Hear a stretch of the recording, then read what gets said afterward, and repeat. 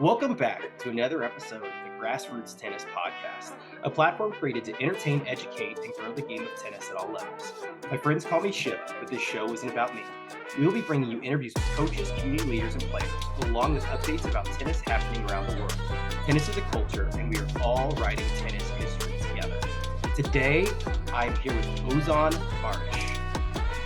Ozan just finished up his freshman season playing for Michigan State University. As you can, if you're watching on YouTube, see his Spartans shirt and his gear that he's rocking. He was an All-American in doubles this year as a freshman, Big Ten Freshman of the Year, and first team All Big Ten. As a junior, he won the U.S. Open Junior Doubles title in 2022, and he was ranked as high as 12 in the world in junior ITF ranking. Ozan, welcome to the pod. Thank you for having me. Appreciate it.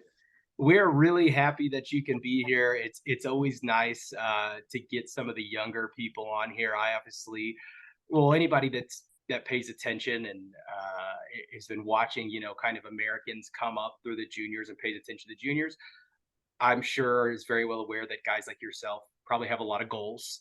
And so, it's nice to kind of get that young perspective. So like I said, we're glad that you're here. I always start with a couple quick hitters. So I really quick, what's the racket of choice? Technofiber T-Fight 305. Okay. And is your racket, do you add extra weight to that? Is it weighed down? It's like 315 grams with the weight added. Okay. And what's the string of choice? Right now I'm using Razor Soft in the main and then X1 Biphase in the cross. Is that the same brand? Yeah, Technofiber. Okay, that's what I thought. All right. Ozan, growing up in the Midwest, you had a lot of big wins, and anyone who's kind of from the Midwest definitely knows who you are. But like anyone, I've got to ask, who was the first person to really kick your butt? Oh, I remember this. I played Spencer Gray at 12's Team Cup. Yeah. I think I was 9 years old at the time, and he beat me 6-0, 6-0, and I was just blown off the court, like winners side to side to side. Yeah. This game is a very humbling game. You can't win every single match that you play week in, week out. You're going to lose. And, that's sport, and that's why we play the game. But usually that first big loss is traumatic, and it's either a funny story or there's some trauma. You can see it in people's eyes. It takes them somewhere. Ozan, I'm relatively familiar with you as a player. So something I kind of would like to talk about with you is, at what age did you start getting some extra experience by playing up, and kind of what did that look like for you? As a junior, obviously you were playing enough in your own age division to have the ranking to play the national tournaments or things you wanted to do, versus you needed better competition. I would not say from what I witnessed that you were small for your age. Not that that was the only part of your game, but obviously it helps you to play, stronger players faster, is if you can kind of handle the extra pace and, that Mhm. athleticism. I'd like to kind of hear about, like, what was the decision making on when and how to play up, and then at what point you decided it was time to kind of break into the ITF stuff. Yeah, like I think once I was probably 10, I started playing 12U, and then 12 started playing like 16s, 14, like all 18s at that point. And my whole mentality toward it was just, I was kind of like, I want to be playing against the best guys as soon as possible. And I kind of want to, because I always felt that if I play against better players, I'm just going to start getting to that level. Right. I wanted to play professionally since 5. So it was like, how can I get there as fast as possible and be Mm-hmm. exposed to that level? So yeah, I went through the Midwest at about 14, 15. I decided to go to the ITFs because I was like, I really want to play these Grand Slams more than anything. And that was the main goal with it, was get the ranking high enough that I can just compete in those. It's a really fun experience. And, it was never really to be number one in the world for ITFs. For me, it's just being the best professional tennis player I can be and, going on that route. but I got the ranking high enough to play in every slam twice, Australian once. The COVID year was tough. And yeah, I've just always had that mentality of like getting to the professional level as soon as possible. I think that obviously for you to play at that level, you have to have a lot of goals. And some people just have that intrinsically, but that mindset that you're talking about, I think an important part of that is obviously finding a coach or surrounding yourself with a team that has a similar mindset or that lends itself to that mindset. You have to have the same plan, kind of be on the same page, and finding the right guidance when you have big goals is important. What were you looking for in a coach over the years, or could you kind of speak to what you needed versus what you were getting from coaching as you were kind of moving up? Yeah. No, I feel like I got really, really lucky. When I first started playing from like 5 to maybe 9, I was with Dan Howard, and he just made me really fall in love with the game. Like lots of touch, lots of feel. Just I remember going there and it was like so much fun playing. Like everything that happened before was just out of my head. I was just having so much fun on the court.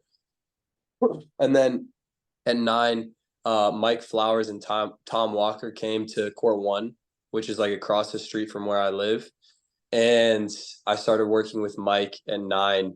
And I told him my goals. I told him like I want to be number 1 in the world. And he was like, all right, well, this is what you have to do. And we've just always kept progressing from a standpoint of like, okay, this is what you need to do to keep being on that path to reach your goals. And I've been really lucky to keep working with him since then. I mean, he's the assistant coach at Michigan State now, so it's pretty unique to have that opportunity to work with him as well.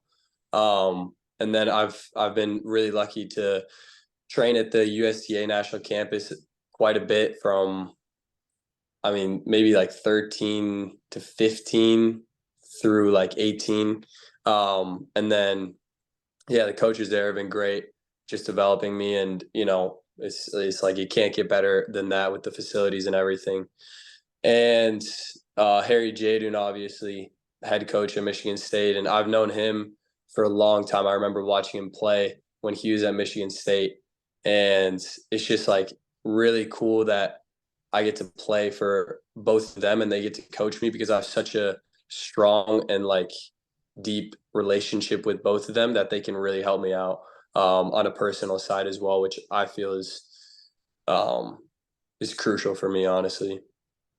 No, I love that answer, and I think with you talking about your different coaches through the years, uh, and you trying to very quickly, or as quickly as you could, like you said, move up, get a taste of that next level. Eventually, I'm sure I would have to ask you, what age did you play your first futures? The Do first you know? future was probably 16, Yeah. So around you there. started ITFs 14, 15. You tried your first futures qualities, probably 16. So you're trying to expose yourself, obviously, to higher level talent. You're trying to push your level as much as you can. But anyone who's tried to be good at anything knows plateauing, it happens. People plateau when you're whether you're a weightlifter, you're an athlete in a specific sport, whatever it might be. We all kind of ebb and flow. We're like, you get to a point, you're like, what do I need to do to keep getting better? Someone that's listening to this may be looking for an opportunity for them to get better. So maybe you could share on your experience. I got an opportunity to see you play at a young age. You were good at that point. I would have said you were good. 10 and unders, you were good. You could have went out and rallied with an adult, that was in club tennis and stuff like that. And then you had to go from good to great, that above average, that, not just for a 12-year-old or whatever, but for anyone. And then from great to what a lot of people would consider excellent, and then now you're in this class of what I would say is even above an excellent tennis player. But I feel like, with what you did in your college season, the fact that, you could go on a season in the pro tour right now, and you could very quickly uh, move from excellent to, that elite category. And then above that is like world class, 99.99 percentile, the Djokovic's of the world, the guys that are currently I trying to change the narrative. We need to stop saying, "Oh man, you're the top 10, you're the top 10." I'm like, if you're top 32 and seeded at a slam, you're the all-star. There's 30 teams in the NBA and every team has a best player. If you got, those guys are insane. That's like world class to me. So, could you talk a little bit about what a good player should focus on, whether it be in drills and habits and something that they could be doing to move from good to great, and then again maybe from great to excellent? What do you see as the really important things for finding that next level? Um, I think that's a bit of a tough question. I'll have to think about it a little, but um, I would say from like that good to great, that's kind of more of maybe like 10 to 15 around there. You're developing really. Yeah. And I think at that point, I mean, you got to remember you're still a kid.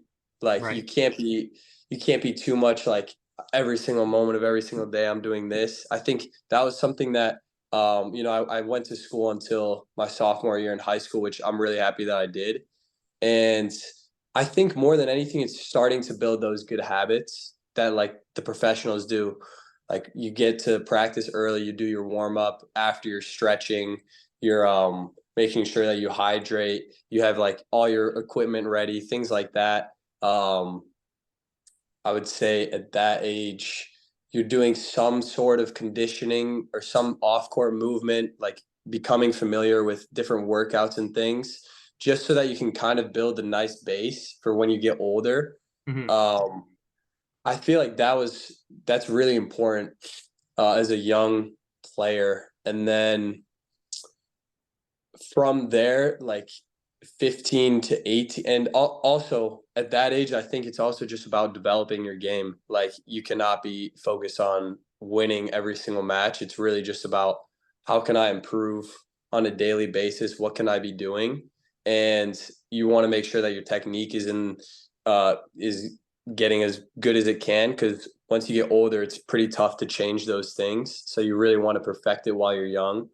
Um, and yeah, I would say from 15 to 18, 19, um, at least for me, that's kind of the age where you want to start going into either ITFs or like the higher levels, playing some pro, getting exposed to that. And then that's kind of where you start locking down more on your habits, routines, and everything. And I'd like to Uh, speak to that, yeah, Ozan, because I think it's important because not every player is going to necessarily at that point be at your level. Whereas I don't know how immediately you felt like, what to you is like, did you have to win a match to have success at first? Was it being competitive at matches to have success at first? For the people listening that maybe don't at that age necessarily have the resume that you had or they will have, it's okay. You can sign up for an ITF and lose. Nobody for expects sure. you to win right away. That's the thing is there's so many people that are they're afraid to fail, and then you don't get exposed to that level. You don't see what it looks like, and then you don't really understand the hard work and the work ethic it takes to kind of play with those players. You've got to see it. The only way to do it is to see it, and I think that I hate to interrupt, but I just think that's an underrated thing. There's so many people kind of afraid to even try it, and you wouldn't be here right now if you would have said, I kind of like dominating. I'd like to sit back here and just play Midwest events and clean up the 14s, the 16s, the 18s. But you Mhm. can keep going. But I just think that's huge. No, that's definitely huge. Like for me, I feel like I've always kind of been on a slow incline, which has been good. I mean, obviously, I've done a lot with tennis. Let's keep that But going, Ozon. Let's keep yeah, that going. We got big goals. yeah. But I remember when I played my first ITFs, like I did not win a singles match the first 5 tournaments, and then Right. I started doing well in doubles, and the doubles points would combine to the singles, so I was able to like kind of grow my ranking through that. Um, And then the following year, I had like a really good training block in the summer because I was just like, I really want to do well in ITFs the next year. And I kind of had a bit of a breakthrough winning some of the like grade fives, grade fours around that level. And, it takes time. And for me, from there, I kind of kept going on my path through juniors.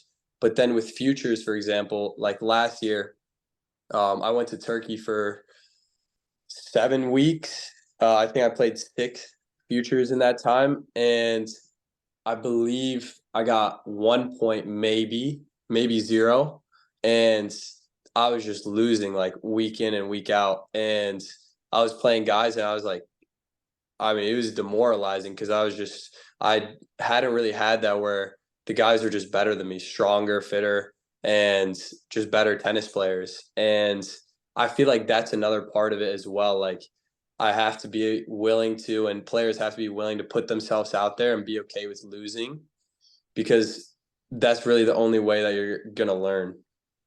So, yeah. Oh yeah, no, I love that. And I think people need to understand is the best players in the world, you can kind of look at things like obviously they're extremely good servers and returners, but more than anything, the best players in the world, they compete well. And on their worst days, on the day, not everyone feels their best every day, not everyone competes their best every day, but they manage themselves, they manage their brain, they manage the way they fight the best on their off days. And that's what kind of makes them world class is they put the time and they have the skill. And when they're not at their best, they can still find a way to win or at least be competitive and be out there. Besides that, you can't be, like you said, you can't be afraid to lose. If those top guys in the world, if you look at their win percentage, you can't just look at the all-time greats and how it's like, oh man, they had years where they're winning 90, 95% of their matches and they're only losing to each other. You have to look at the guys that are, if you're winning 2/3 of your matches, then you are, like you said, probably on an upward trend. Um, but then it's okay to get a taste of that next level. It's like, okay, if the level I'm at, I'm winning 2/3 of my matches, I'm constantly getting deep runs or whatever. Get a taste of whatever that next level is. Go travel a little farther, try something new, and yeah, and just get that exposure because that's what's really gonna fuel your training. It's gonna stretch you and make you see what you really need to work on. I want to Mm. talk about with your practice sessions. Do you have like a favorite drill or over the years, maybe something that a drill you did at some point that really led to you showing improvement? Do you have any memories at any age or even now that you're like, this is what I'm working on hard now, and I've really seen major improvement because I've been doing this? That's honestly a bit of a tough question for me because I feel like there's kind of two different personalities of myself. Like, I'm more naturally just I love competing. I love playing Right. games. I love kind of like messing around, doing mini tennis, things like that. I've always been, I feel really good at that. And that's just come naturally to me. Like, that's where I found my most joy and fun in tennis. Mhm. And it had been, especially growing up, more difficult for me to really like just go out there and grind and like just get Right. really disciplined in, all right, just like 100 balls in a row, or like we're just going to do 2 cross 1 line for 15 minutes until you're just exhausted. Those things are a bit tougher for me. Yeah. um but I think those have definitely helped me a lot, like especially this last year in college. It's just been really physical in practices. And one drill we do is, it's like you're just hitting the ball, and the focus is like don't miss anything in the net, don't miss anything wide, and you just accelerate as fast as you can. And anytime you miss in the net, you just keep running around the courts until someone else misses. And you keep doing that for like 10, 15 minutes. And I mean, it's exhausting because you're not missing many balls. The rally just keeps going. So, how many people are involved in that drill? How does that setup start?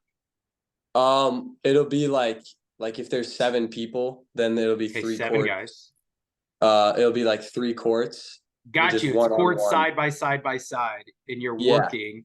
Um, if someone misses, uh, does the extra person rotate in and replace? Okay, and then it's yeah, a replacement drill. I got you. No, I think that's a yeah, great drill. exactly. I Yeah, love the intensity of it. I love what that's teaching. Obviously, you're getting that net clearance, you're getting that racket head acceleration. I think those things are all really important. And then obviously a little bit of stress. Nobody wants to run. I mean, yeah. it's something to make it a little bit competitive, and I think that's a good thing.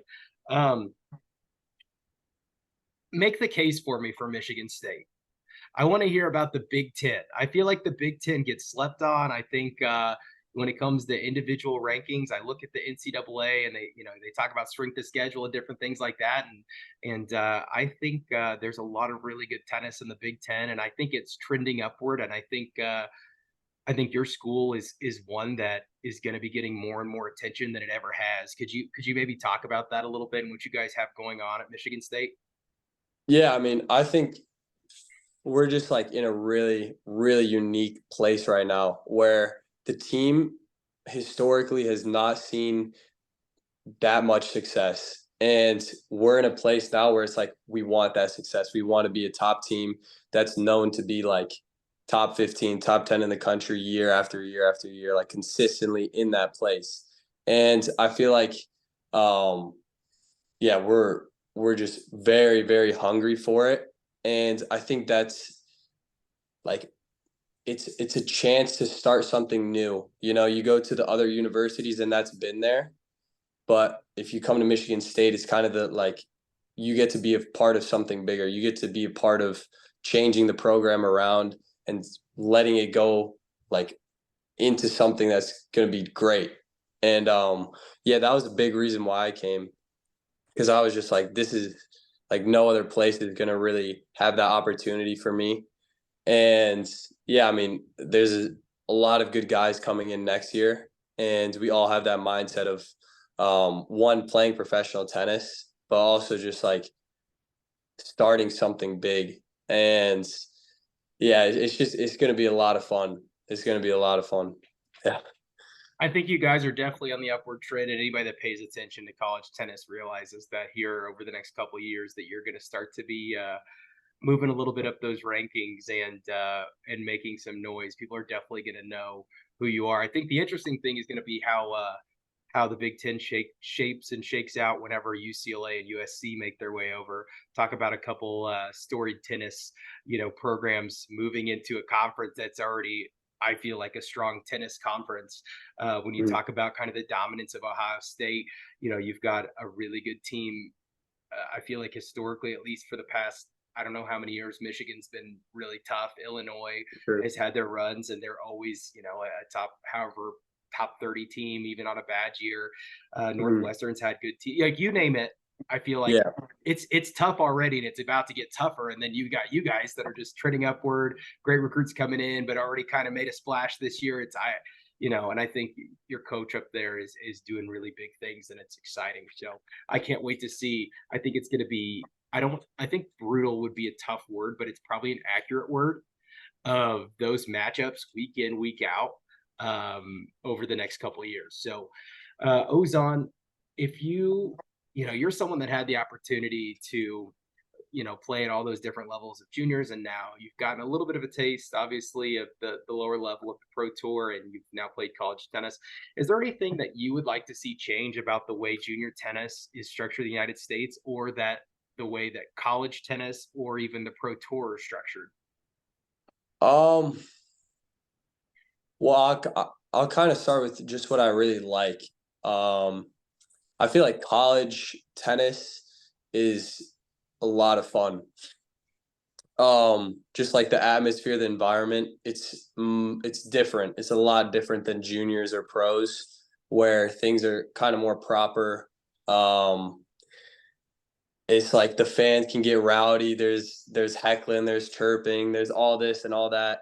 And honestly, it was a bit of an adjustment at first, but like it's just a lot of fun, and embracing it it just becomes like an electric sport when you've got all these fans either rooting against you or rooting for you, where you have just all that energy. It makes it like a ton of fun. And with tennis, you can like be watching courtside as well. I feel like that's also really unique. You can kind of talk. Like sometimes I'll talk to the people watching, just like mess around, whatever it is. And I feel like tennis needs more of that, honestly.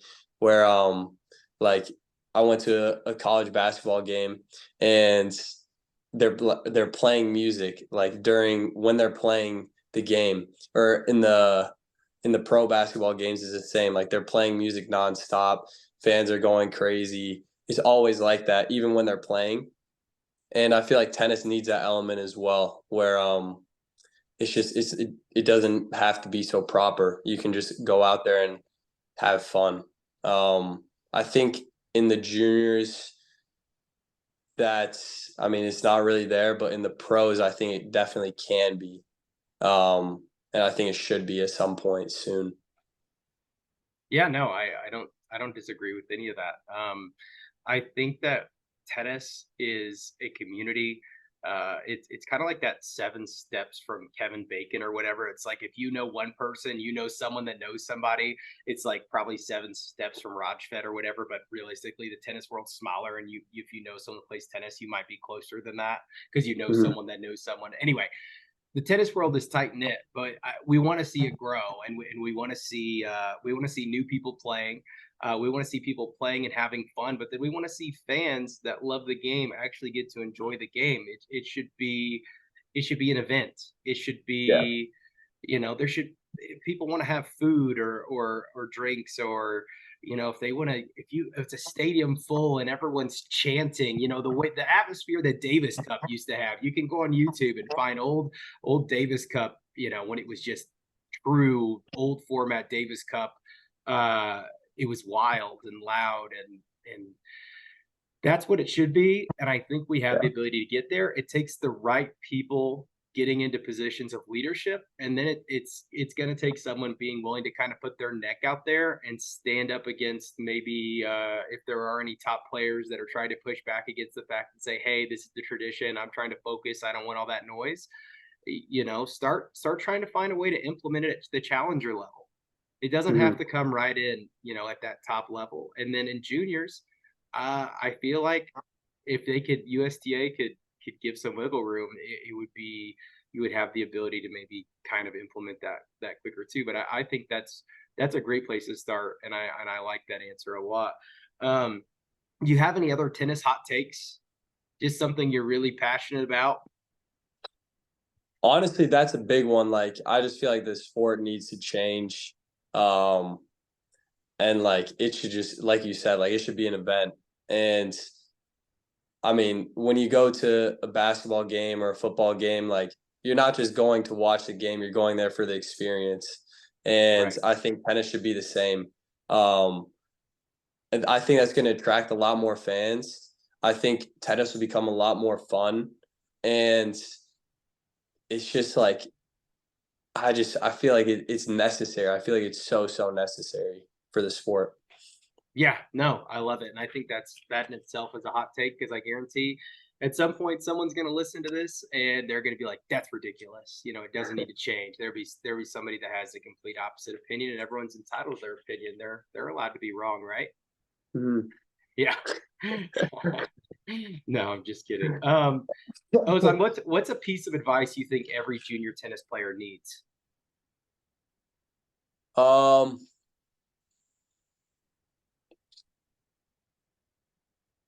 Honestly, mine would be two things, and I'm still working on them. One would be don't be so hard on yourself. Tennis is, I think it's got to be one of the most infuriating sports of all time. Like, probably golf is there too, but just not being able to have a team, not being able to, when you're not shooting well, you can't pass the ball.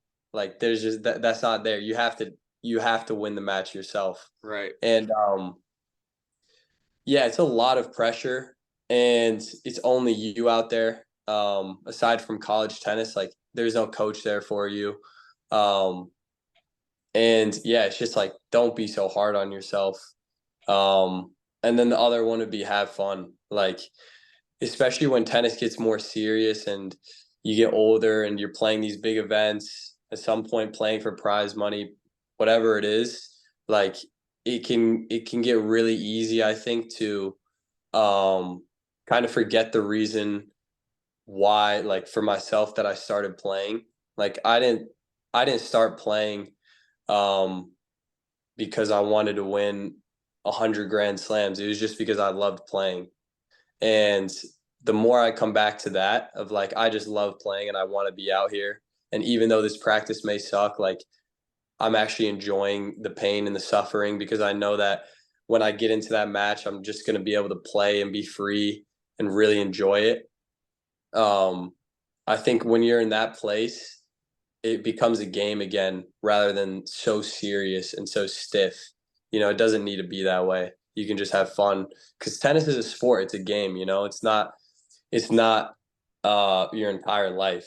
And I think, at least for myself, and I think possibly for a lot of other players, it can become your identity when you when you've grown up doing it your whole life. It can just be a part of who you are. But it's good to just remember that it's a game. It's not all that I am. So yeah. Yeah, no, I like that answer a lot, and I think that's something that I think every junior player, they need to hear that. And so, thanks for sharing that. I want to take a split second and I want to talk about golf versus tennis and infuriating. I will say people will go out there and like I think golf is very difficult to kind of pick up at first. Totally get it, but some of the things that are underrated about the difficulties of tennis that nobody ever talks about, the casual fan, doesn't understand. Like obviously you're golfing, so you're playing the course, right? And then you're kind of playing against yourself, but then at the pro level, there's other people playing too. But tennis kind of has that same aspect. Not every hard court plays the same. Nobody's ever talking about some of the junk courts you've probably had to play big matches on over the years that maybe have a crack or a dead spot, or you're not expecting. They play fast, they play slow, and so you're not just playing the player, but you're playing the environment. You've got the wind. It's so mental, and like you said, it can be so frustrating. And then I've always said to people, like, tennis is all of the fundamentals you need for golf, except you don't have to golf right and left-handed. You can hit all of them, lined up with your dominant way. And then also, you have to, with golf, you get to take the time to decide what shot to hit. Tennis, it's like you're training and it's like a split second decision. So I got to decide exactly what shot I need on the split second. And then I have to use all the fundamentals I need for golf to have my tennis swings, but I got to do it on the run. I mean, it's just a different thing. I think it's more difficult to play at a really high level than maybe some people who don't know the sport understand. So anyway, you're talking about golf versus tennis. I'm like, and I don't usually ever get a chance to give that take, so I had to kind of throw that out there really quick. Ozan, if you just talked about the advice that you would give to to junior players, but whenever you've had a lot of opportunities, and big moments through juniors, through college this year. Could you tell us what your happiest tennis moment is? Yeah, honestly, I mean, the first thing that comes to my mind is it's not even winning like a trophy or anything. Obviously, those have been great. Like the US Open, winning the doubles was just a great way to end my junior career with Nishesh there. That was just so much fun, and being able to win the title was awesome. So that was definitely a big moment. But really, for me, it was when I was like 5, 6 years old, and I would just like come from school, and like I just remember getting ready for tennis and going into the Mac, going down the stairs, and like literally all the stress, everything that had been going on at home or at school, whatever was there, it just lifted off my head. It was all behind me. And for the next hour and a half, I was just there playing tennis, having fun. And it was like just euphoria. I mean, honestly, the best feeling in the world. Um, yeah, that's definitely the best feeling for me. Just going out there and having fun as a kid. And again, like I'm really just trying hard to return to that place and practicing every day from that place, playing matches from that place as well. Because um yeah, it's important, I think. It's a stressful sport. And I want to play the sport because I love it. I don't want to play the sport because I have to. No, I love So that. That's great. That's a great answer. Um, Here at the Grassroots Tennis Pod, we believe in giving people their flowers. Who is someone underappreciated in the tennis community? oof, I don't know. That was out of nowhere. It could be a coach. It could be a community leader.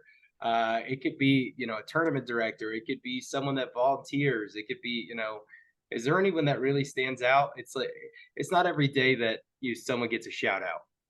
Mhm.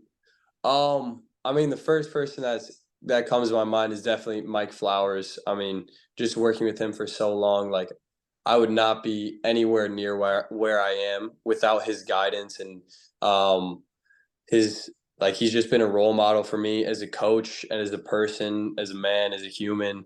And yeah, that's definitely been my biggest influence in tennis, but also in life, like one of the most influential people. So I'll give some flowers to Mike Flowers. It's fitting with his name as well. That's a great answer. Other than that, I would just say just looking back at juniors, it was fun playing against all those people that I played against. Like I made a lot of friends. It's not really to anyone in particular, but just going through the juniors was a lot of fun, competing against people, making friends there, hanging out between matches and everything. It's just I'm really glad that I did that from a young age because it was just fun to be in that tennis community. And, that's something that was pretty special and it meant a lot to me. So, yeah. No, I love that. Ozan,